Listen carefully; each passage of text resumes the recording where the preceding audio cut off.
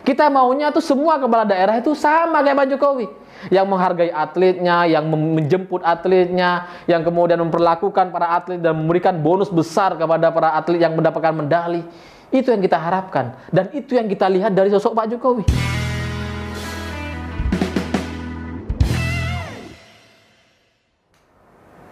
Selamat malam para mantan, selamat malam untuk semua mantan-mantan kalian yang pernah kehabisan kata-kata, yang setelah tahu dan melihat kita sukses, dia jadi bingung dan kaget setengah mati.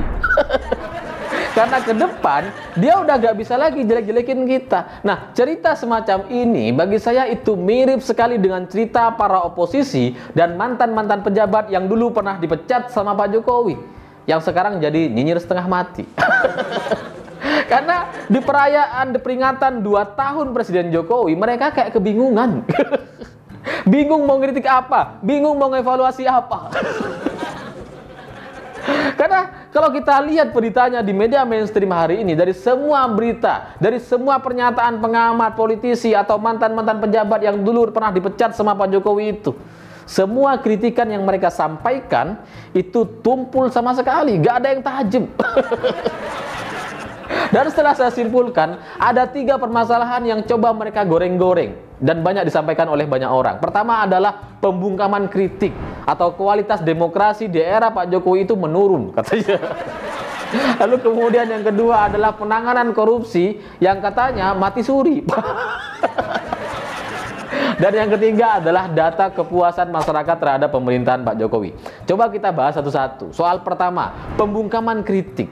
Saya ini pernah mengkritik Pak Jokowi. Kemarin baru mengkritik Pak Erick Thohir, menterinya gitu.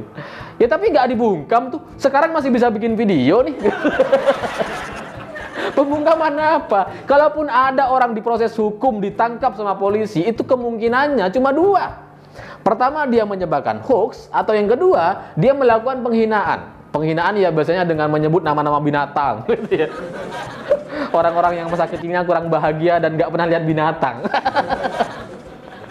Ya kemungkinan cuma itu gitu. Kalau kemudian soal mural yang ditertibkan itu juga bukan bagian dari kritik. Apa tulisannya? Tuhan aku lapar. Apa coba?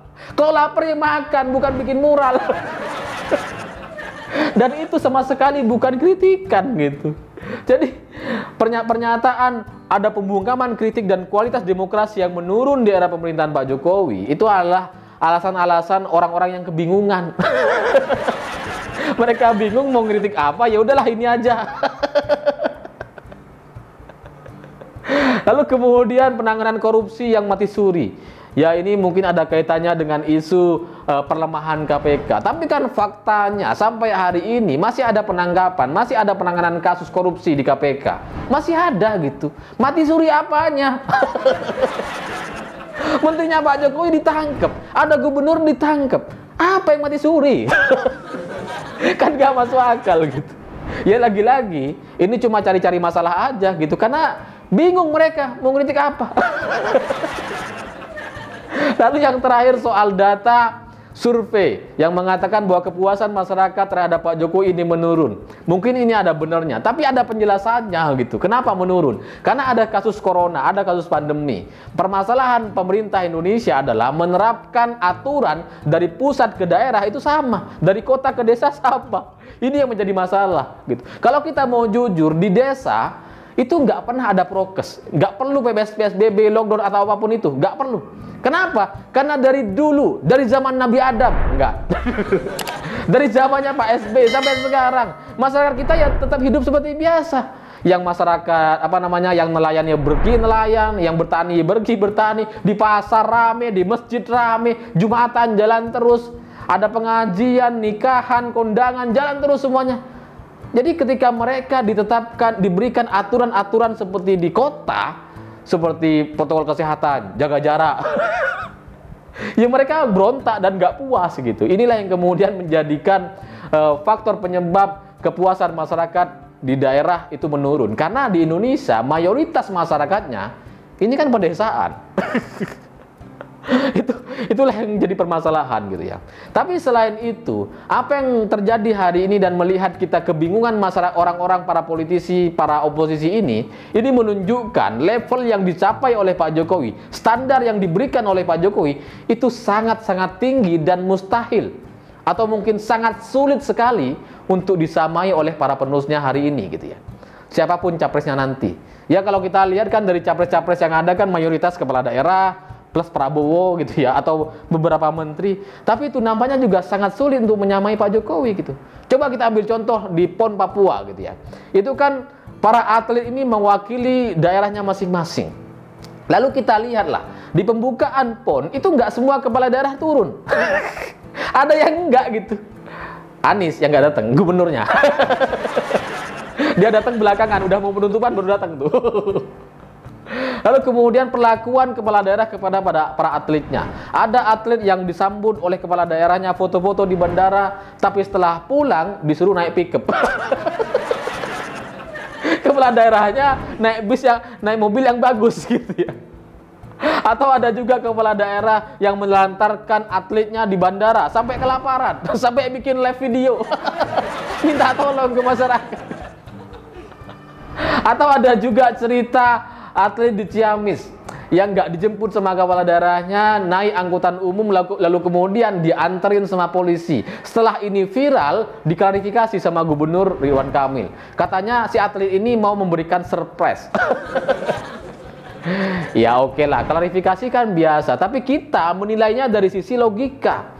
Kalau benar-benar dia mau memberikan surprise, kenapa bapaknya dan keluarganya udah nyambut di rumahnya, udah di depan rumah gitu, menyambut kedatangannya. Kalau benar-benar dia mau memberikan surprise, kenapa dia menghubungi saudaranya yang polisi, yang kemudian meminta polisi lain yang bertugas di wilayah Ciamis untuk menjemput dia?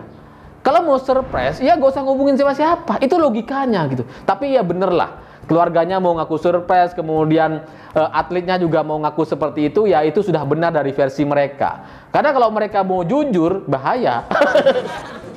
Nanti bisa dipotong-potong semua fasilitas sama kepala daerahnya. Jadi untuk menyelamatkan muka kepala daerah, ya udahlah bilang aja surprise gitu. Mana tahu mereka dikasih bonus tambahan. Bonus pencitraan gitu, bisa gitu ya. Lalu kemudian yang atlet NTT itu juga sama, ada klarifikasinya katanya. Emang sebenarnya kita sudah siapin mobil yang bagus untuk atlet, tapi ini ada miskomunikasi sehingga dia naik pickup. Apa? Gak masuk akal. Lawang kepala daerahnya udah foto sama-sama, masa iya gak tahu dia mau naik pickup? Pasti tahu lah, pasti tahu ya. Cuma mereka bikin alasan aja, gitu ya.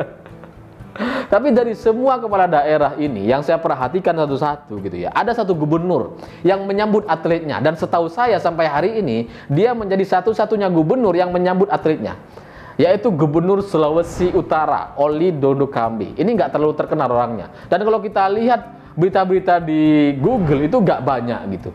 Tapi menariknya, di kesempatan yang hampir bersamaan, PDIP mengumumkan nama-nama kandidat capres dari PDIP. Ada banyak namanya. Yang pertama adalah Prananda. Kita kaget. Tak pikir yang pertama itu Puan Maharani, ternyata Prananda. Baru yang kedua Puan Maharani. Nah, sekarang kalian mulai bingung kan? Ternyata ada nama Prananda. Jadi selama ini kalian nyerang-nyerang Puan Maharani itu percuma. Lalu yang ketiga, yang ini menarik adalah Oli Dondo Kambi ini, si Gubernur Sulawesi Utara ini. Baru yang keempat kemudian Ganjar Pranowo. Jadi kalau kita lihat gitu ya, ini ada yang menarik. Ada kepala-kepala daerah yang terlihat gak ngapa-ngapain dan terlihat gagal gitu ya.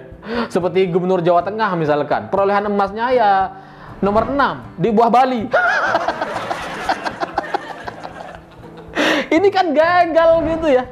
Biasanya kan nomor 4, nomor 3 mereka. Nomor 6. Gubernur Jakarta ya sudahlah, nggak perlu kita ragukan.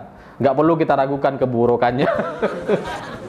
Ya Gubernur Jawa Barat ya sama kurang lebih. Klarifikasi tapi nggak logis. Tapi Oli Dondo Kambi ini nggak masuk dalam radar survei. Nggak ada namanya gitu. Tapi di PDIP nomor 3 dia. Wah. Ini menarik gitu. Nah, kenapa kemudian masyarakat protes hari ini? Kenapa masyarakat kemudian memperhatikan nasib-nasib atlet hari ini?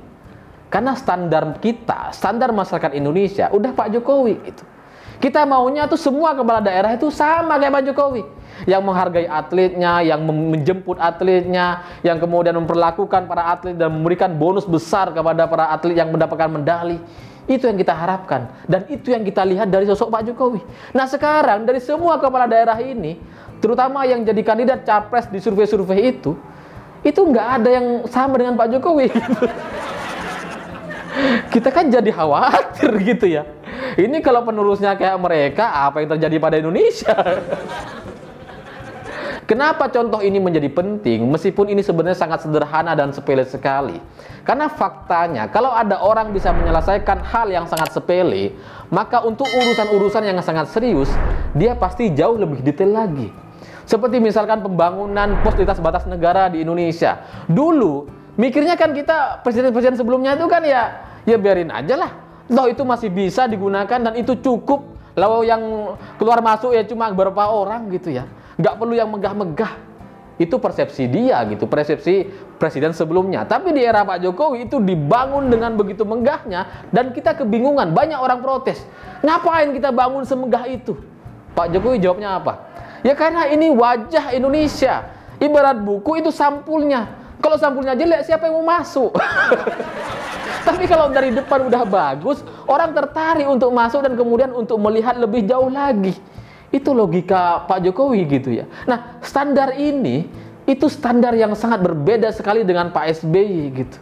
Atau standar yang berbeda sekali dengan semua kandidat capres hari ini.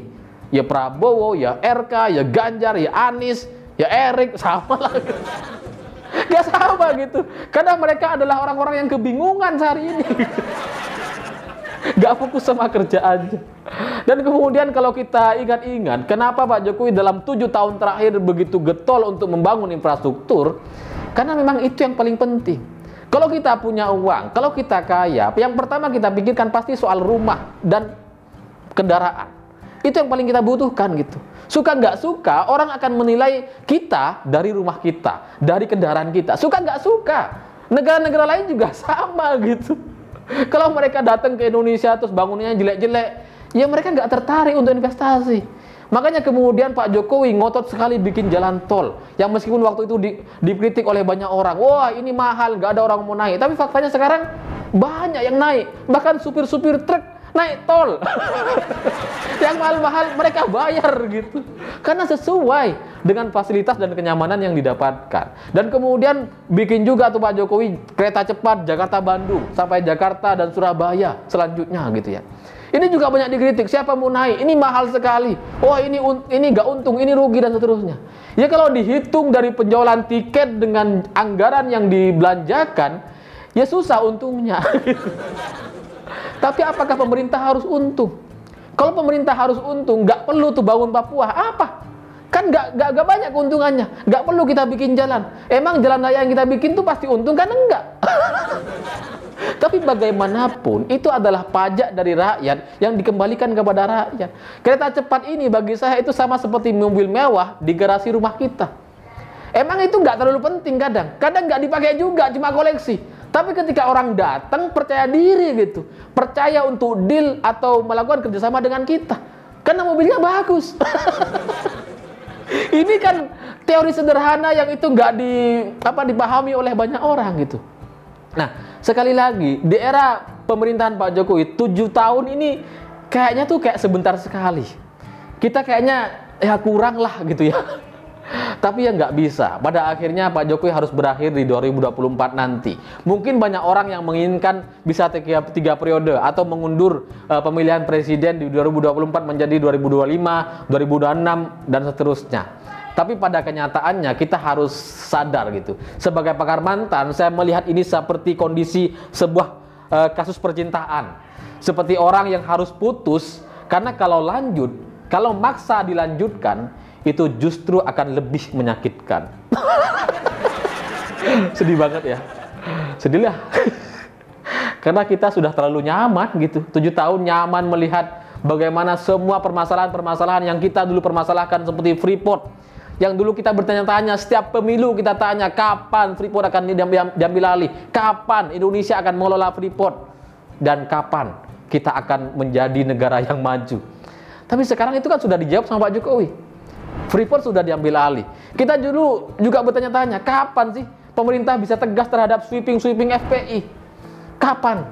Dan sekarang kita bisa menikmati Ramadan tanpa sweeping. Ini kan luar biasa gitu. Dan ini wajar kalau kemudian membuat sebagian orang begitu emosional, begitu nyaman, dan gak mau lepas dari Pak Jokowi. Tapi sekali lagi, sebagai pakar mantan saya mengingatkan bahwa kalaupun kita merasa nyaman, tapi pada akhirnya itu harus dihentikan. Karena untuk melanjutkan atau bersama-sama lagi, itu pasti akan jauh lebih menyakitkan. Saya pikir itu, terima kasih sudah menonton. Begitulah kura-kura.